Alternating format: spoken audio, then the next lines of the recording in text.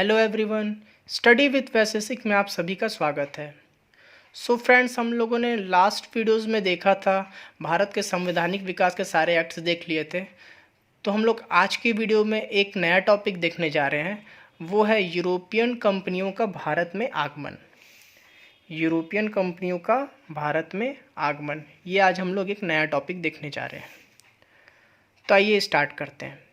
सबसे पहले देखिए, जो यूरोपियन कंपनी जो आई थी भारत में वो थी पुर्तगाली। ठीक है, सबसे पहले पुर्तगाली आई थी। उसके बाद आपके जो थे डच आए थे। डच को हम लोग क्या क्या एक और नाम से जानते हैं। डच जो है वो हॉलैंड या नीदरलैंड के निवासी थे। डच आपके कहाँ के थे? हॉलैंड या फिर नीदरलैंड के निवासी थे। अगले आपके जो जो ब्रिटिशर्स हैं, जिनको अंग्रेज बोलते हैं, अंग्रेज हैं, अंग्रेज जो आए थे डच के बाद आए थे। और जो उसके बाद जो थे वो थे डेनिस, जो आपके डेनमार्क के निवासी थे। और सबसे अंतिम में जो आए थे वो थे फ्रांसीसी। तो सबसे पहले कौन आया था? पुर्तगाली, डच, फिर उसके बाद अंग्रेज, डेनिस, फिर फ्रांसीसी। कभी कभी इनका क्रम भी पूछ लेता है, तो आपको क्रम याद रखना है, कई बार एग्जाम में पूछा हुआ है। अब ये लोग तो यहाँ पर आए थे, यूरोपियन जितने भी ये देश हैं। अब इन लोग का मकसद क्या था यहाँ पर आने का? तो इनका मकसद था व्यापार करना। ये तो जनरल चीज़ें आपको पता ही होगा कि यूरोपियन जो अंग्रेज, जो यहाँ जितने अंग्रेज आए थे, फ्रांसीसी आदि डच आए थे, सबका जो मेन जो मुद्दा था यहाँ पे जो था व्यापार करना। अब इन लोग को असल में क्या चीज़ का था जो व्यापार था? वो आपका मसाला तथा रेशम और सूती वस्त्र का। अब मसाला की नीड उनको क्यों ज़रूरत पड़ती थी? जो उन लोग जो मीट वगैरह जो खाते थे ना, उस पे मसाला का वगैरह लेप लगाते थे, तो वो उसको लंबे समय तक इसको प्रिजर्व करके रखते थे। हल्दी वगैरह उस पे जैसे कुछ मसाला वगैरह लगा के उसको लंबे समय तक प्रिजर्व करने में ये मसाला उनको मदद करता था। और आसानी से इनको ये दक्षिण पूर्वी एशिया के कुछ देशों में आराम से मिल जाता था सस्ते दामों पे। तो और आप जानते हैं कि मसाला वगैरह किसी चीज़ पे उसमें लगाते तो उसको सड़ने से बचाता है। और दूसरा चीज़, रेशम तथा सूती वस्त्र को उनको उनके जो यूरोपियन देश में बहुत इसका डिमांड था।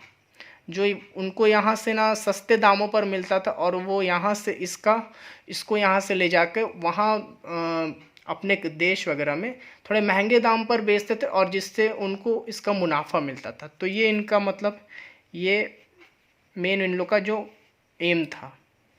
ठीक है, तो ये इनका उद्देश्य था व्यापार में इसका। तो सबसे पहले आइए हम लोग पुर्तगालियों के बारे में देखते हैं। सबसे पहले देखिए, पुर्तगाली आए थे।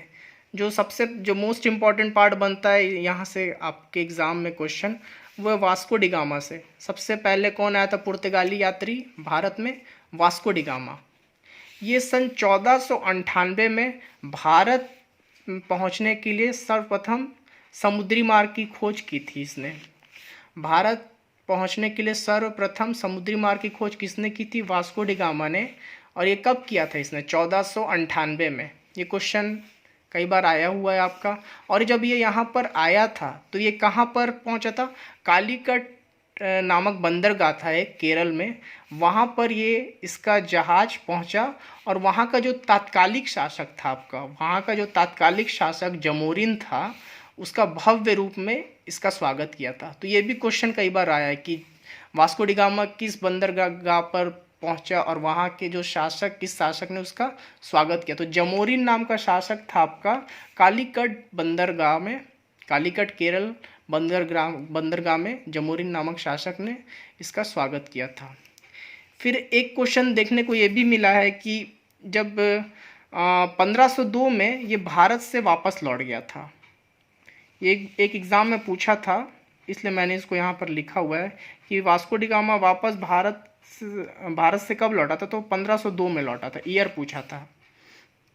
और जो इम्पोर्टेंट एक पूछता है आपका कि पुर्तगालियों की प्रथम फैक्ट्री कहाँ स्थापित हुई थी? तो पुर्तगालियों की प्रथम फैक्ट्री या फिर कोठी इसको बोल लीजिए आप, ये आपका कोचीन केरल में स्थापना हुआ था इसका, और 1503 में किया गया था। ये भी कई बार एग्जाम में पूछा हुआ क्वेश्चन है। ठीक है, अब यहाँ पे नोट पॉइंट करके आप लोग को ध्यान रखना है कि पुर्तगाली ईस्ट इंडिया कंपनी की स्थापना 1498 में हुई थी। पुर्तगाली ईस्ट इंडिया कंपनी की स्थापना कब हुई थी? 1498 में, जिसको हम लोग पुर्तगाली ईस्ट इंडिया कंपनी को एक और नाम से जानते हैं, इस्तादो दी इंडिया। पुर्तगालियों ने इसको इस्तादो दी इंडिया भी इसको एक नाम दिया था। अब जो अगला जो वो पुर्तगाली यात्री है वो आएगा आपका फ्रांसिस्को दी अल्मेडा। यहाँ से भी क्वेश्चन कई बार एग्जाम में पूछा गया अल्मेडा से। यहाँ से क्वेश्चन ये बनता है आपका कि ये पुर्तगालियों का प्रथम गवर्नर जनरल बनकर भारत में आया था। जो पुर्तगालियों का जो प्रथम गवर्नर बनकर जो भारत आया था वो आपका फ्रांसिस्को दी अल्मेडा आया था। और ये कब आया था? आपका 1505 में। तो पुर्तगालियों का प्रथम गवर्नर पुर्तगालियों का प्रथम गवर्नर भारत में कौन था? फ्रांसिस्को दी अल्मेडा यहाँ भारत आया था। इसने एक पॉलिसी लागू की थी जो एग्ज़ाम में कई बार पूछा, ब्लू वाटर पॉलिसी, जिसको आप लोग शांत जल नीति भी बोलते हैं। ठीक है। अगला इम्पॉर्टेंट जो यात्री है आपका अल्फांसो दी अल्ब्यूकर्क, या सिंपली इसको अल्ब्यूकर्क के नाम से भी जाना जाता है। ये पुर्तगालियों का आपका वास्तविक संस्थापक होगा। ये भी क्वेश्चन कई बार पूछा गया कि पुर्तगालियों का वास्तविक संस्थापक किसे कहा जाता है? तो अल्बुकर्क को बोला जाता है। और जो अगला इम्पॉर्टेंट पार्ट इससे ये क्वेश्चन हमेशा बनता है कि इसने क्या किया था कि सन 1510 में बीजापुर के जो सुल्तान थे यूसुफ आदिल शाही से क्या छीन लिया था? गोवा को छीन लिया था। बीजापुर कर्नाटक में पड़ता है। बीजापुर कर्नाटक सुल्तान वहाँ के कौन थे? यूसुफ आदिल शाही। उनसे गोवा को छीना था। कब छीना था? 1510 में। और जो अगला इम्पॉर्टेंट पार्ट जो है, इसने क्या किया था? सती प्रथा को अंत किया था। किसने? सती प्रथा का अंत किसने किया था? अल्ब्यूकर्क ने किया था।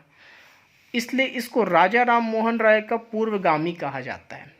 हम लोगों ने पिछले वीडियोस में देखा था कि लॉर्ड विलियम बेंटिक के समय ही सती प्रथा का अंत हुआ था। और जो ये राजा राम मोहन राय हैं, ठीक ना, ये समाज सुधारक से संबंधित है। इन्होंने भी सती प्रथा के खिलाफ आवाज़ उठाई थी। ठीक है। और अल्फांसो दी अल्ब्यूकर्क ने भी सती प्रथा का अंत किया था उस समय। तो इसलिए इसको राजा राम मोहन राय का पूर्वगामी कहा जाता है। तो ये भी आपका एग्ज़ाम पॉइंट ऑफ व्यू से बहुत इंपॉर्टेंट है। अगला जो पुर्तगाली गवर्नर वो आएगा आपका नीनो डी कुन्ना आएगा। Nuno da Cunha. आपको ये क्रम वैसे याद रखना चाहिए। एग्जाम में एक बार क्रम भी पूछा हुआ कि सबसे पहले आपका वास्को डी गामा आया, उसके बाद आपका फ्रांसिस्को दी अल्मेडा आया, उसके बाद अल्ब्यूकर्क आया, फिर उसका नीनो डी कुन्ना आया। Nuno da Cunha. ये अब इसके समय एक पॉइंट याद रखने का ज़रूरत है कि गोवा को पुर्तगालियों की राजधानी किसने बनाई थी? नीनो डी कुन्ना ने। गोवा को पुर्तगालियों की राजधानी इसने बनाई थी। अब नोट पॉइंट करके आपको यहाँ पे ध्यान रखना है, एग्ज़ाम में ये भी पूछा हुआ क्वेश्चन है कई बार कि भारत में तंबाकू की खेती या प्रिंटिंग प्रेस का जनक और जहाज निर्माण किसकी देन है? पुर्तगालियों की देन है। भारत में तंबाकू की खेती हो गई, प्रिंटिंग प्रेस का जनक पुर्तगालियों को बोला जाता है। जहाज निर्माण भी पुर्तगालियों की देन है। और अगला जो इम्पोर्टेंट पॉइंट है आपका वो है ये कला लेकर आए थे अपने साथ, जिसको बोलते गोथिक स्थापत्य कला। गोथिक स्थापत्य कला ये भी पूछा हुआ क्वेश्चन है कि गोथिक स्थापत्य कला किसके द्वारा लाया गया था? पुर्तगालियों के द्वारा लाया गया था। और इसके अलावा अल्फांसो आम हो गए, आपके काजू हो गए, सेब हो गए, ये सारे चीज़ें पुर्तगालियों की देन है। ठीक है। तो ये थे सारे पुर्तगालियों के बारे में इम्पॉर्टेंट फैक्ट्स। अब हम लोग अगले यूरोपियन देश जो थे जो आए थे उसके बारे में देखें। तो अगला है आपका डच। डच को जैसे मैंने आप लोगों को बताया कि ये हॉलैंड या नीदरलैंड के निवासी थे। और जो डच ईस्ट इंडिया कंपनी, इसकी स्थापना कब हुई थी? ये सन 1602 में हुई थी। ये भी इम्पॉर्टेंट है, पूछा हुआ है कि डच ईस्ट इंडिया कंपनी की स्थापना कब हुई थी? 1602 में। इन्होंने अपनी प्रथम फैक्ट्री कहाँ खोली थी? मसूलीपट्टनम में। इनकी प्रथम फैक्ट्री इन्होंने अपनी प्रथम फैक्ट्री कहाँ खोली थी? मसूलीपट्टनम, जो कि आपका कहाँ पर है? आंध्र प्रदेश में है और ये 1605 में खोला गया था मसूलीपट्टनम। डचों की प्रथम फैक्ट्री कहाँ हो जाएगी? मसूलीपट्टनम में। इन लोग से संबंधित एक इम्पॉर्टेंट युद्ध है जो आपको याद रखने याद रखने की ज़रूरत है। वह 1759 में एक युद्ध हुआ था, बेदारा का युद्ध हुआ था, जो आपका डच और अंग्रेज़ों के बीच हुआ था। इसमें क्या होता कि जो अंग्रेज़ थे वो जीत गए थे और डचों की हार हुई थी। और इस युद्ध के बाद अंग्रेज़ों ने डचों को भारत छोड़ने पर विवश कर दिया था। तो ये इम्पॉर्टेंट युद्ध है कि ये पूछा हुआ कि बेदारा का युद्ध किसके बीच लड़ा गया था? तो अंग्रेज और डच के बीच लड़ा गया था और अंग्रेज़ों ने इसमें विजय प्राप्त की थी और डचों की पराजय हुई थी। और अंग्रेज़ों ने डचों को भारत छोड़ने पर मजबूर कर दिया था। किस युद्ध में? बेदारा के युद्ध में, और ये 1759 में हुआ था। ठीक है, अब हम लोग अगला पॉइंट देखते हैं। अगला देखते हैं। अगले आपके आ जाएंगे अंग्रेज यानी कि ब्रिटिश। अगले जो आपके यूरोपियन देश जो यहाँ पर जिनका आगमन होगा वो है ब्रिटिश। और यहाँ पे जो ब्रिटिश ईस्ट इंडिया कंपनी है, ब्रिटिश ईस्ट इंडिया कंपनी जिसकी स्थापना कब हुई थी?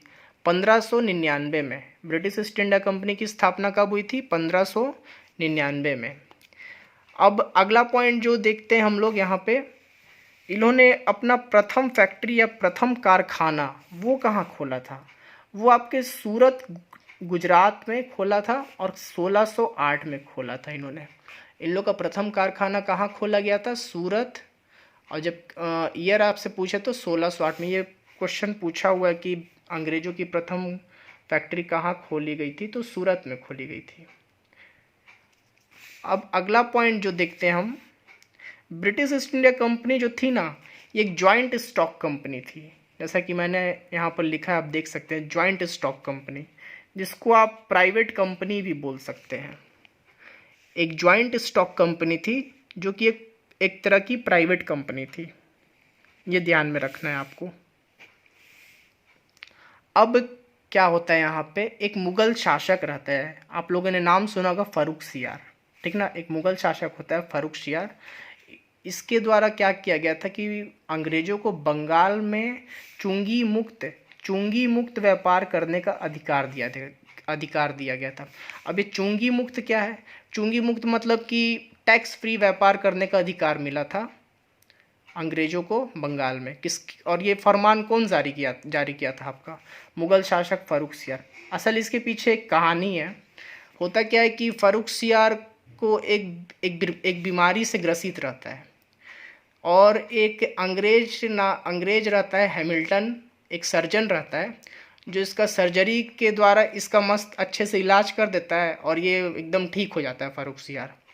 बाद में ये खुश होकर ये ब्रिटिशर्स लोगों को बोलता है कि आप बंगाल में टैक्स फ्री व्यापार करो।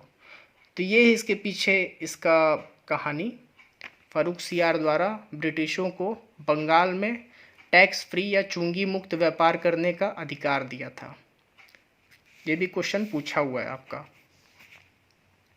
अगले जो आपके आएंगे वो है डेनिस, जो कि आपके कहाँ के? डेनमार्क के निवासी होंगे। और इनकी राजधानी क्या थी? ट्रांकेबार थी। डेनिस के बारे में आप लोग को इतना ही याद रखना है, डेनमार्क के निवासी जो थे, इनकी राजधानी ट्रांकेबार, इनकी राजधानी पूछा हुआ है। अगले जो अंतिम में जो आपके आएंगे वो आएंगे फ्रांसीसी।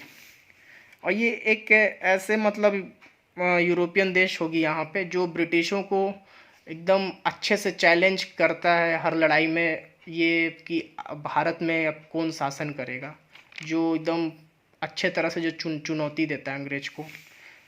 तो इसके बारे में हम देखते हैं। 1664 में फ्रांसीसी ईस्ट इंडिया कंपनी की स्थापना हुई थी। फ्रांसीसी ईस्ट इंडिया कंपनी की स्थापना कब हुई थी? 1664 में।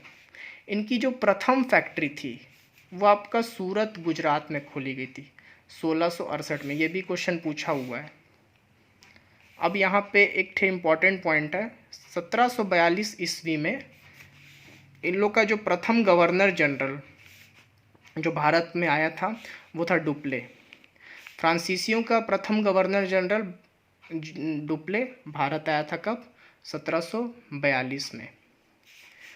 और ये जो डुप्ले रहेगा आपका, ये आपका प्रथम आंग्ल कर्नाटक युद्ध में डुप्ले जो नहीं, ये जो प्रथम आंग्ल कर्नाटक युद्ध है ये किसके समय होगा?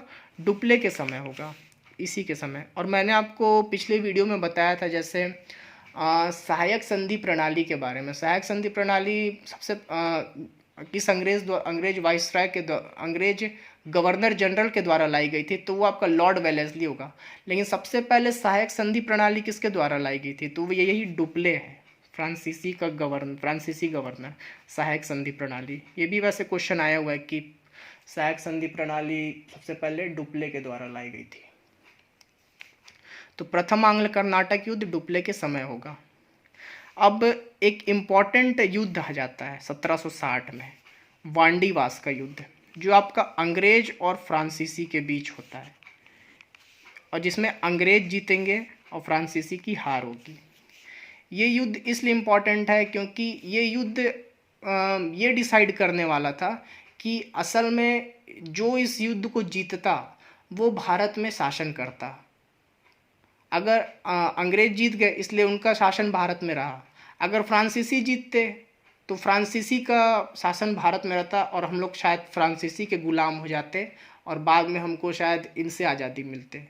तो अंग्रेज़ों के हम गुलाम हुए और बाद में हमको अंग्रेज़ों से आज़ादी मिली। तो ये वांडीवास का युद्ध यही डिसाइड करने वाला था कि जो जीतेगा वो भारत में शासन करेगा, इसलिए ये इम्पोर्टेंट है। इसमें अंग्रेज़ों की जीत हुई और फ्रांसीसियों की हार हुई। ये भी क्वेश्चन कई बार पूछा हुआ है आपका। 1760 में आपका वांडीवास का युद्ध होगा, अंग्रेज वर्सेस फ्रांसीसी, इसमें अंग्रेज जीतेंगे और फ्रांसीसी हारेंगे। ठीक है, तो फ्रेंड्स आज के वीडियो में इतने ही था। अब हम लोग नेक्स्ट वीडियो में कोई एक नया टॉपिक देखेंगे मॉडर्न हिस्ट्री का। तो अगर आप लोगों को ये वीडियो अगर अच्छा लगा होगा तो वीडियो को अपने स्टडी रिलेटेड ग्रुप में आप शेयर करिएगा, चैनल को सब्सक्राइब कर सकते हैं। तो फ्रेंड्स आज के वीडियोज़ में इतना ही। Thank you so much.